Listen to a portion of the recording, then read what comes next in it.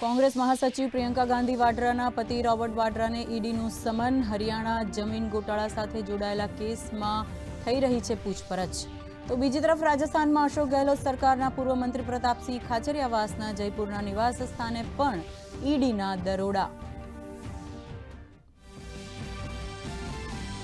વક્ફ બિલના વિરોધમાં પશ્ચિમ બંગાળમાં હિંસા યથાવત। હિંસાને ડામવામાં મમતા સરકાર નિષ્ફળ।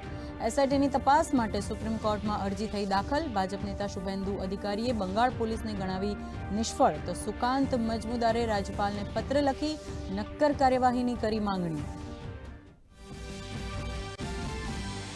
દિલ્હીમાં બિહાર વિધાનસભા ચૂંટણીની વ્યૂહરચના। આજે દિલ્હીમાં આરજેડી અને કોંગ્રેસ વચ્ચે મહત્વની બેઠકની વહેંચણી સહિત મહત્વના મુદ્દાઓ અંગે ચર્ચા। કોંગ્રેસ અધ્યક્ષ મલ્લિકાર્જુન ખડગેના નિવાસ સ્થાને તેજસ્વી યાદવની મુલાકાત।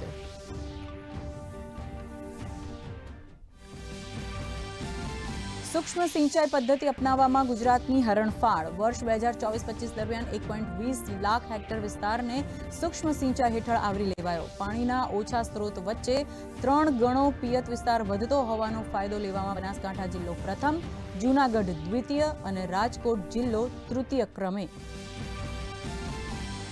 સુરેન્દ્રનગરના ચોટીલામાં તેલના વેપારીઓને ત્યાં પુરવઠા વિભાગના દરોડા।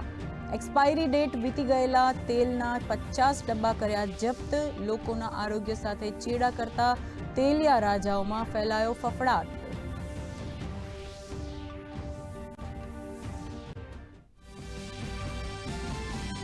રાજ્યમાં ગરમીનો નવો રાઉન્ડ શરૂ। આજથી 3 દિવસ માટે કચ્છ, બનાસકાંઠા, સાબરકાંઠા, રાજકોટમાં હીટ વેવનું yellow alert. Kandla airport 43.6 degree અને અમદાવાદ 42.9 ડિગ્રીમાં તપ્યું।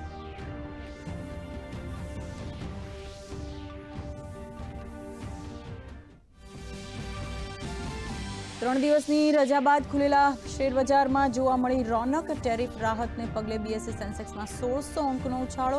નિફ્ટી પણ 500 અંક ઊંચકાયો। ઓટો અને ફાઇનાન્સ સેક્ટરમાં શેરમાં તેજી। સોના અને ચાંદીના ભાવમાં સામાન્ય વધારો।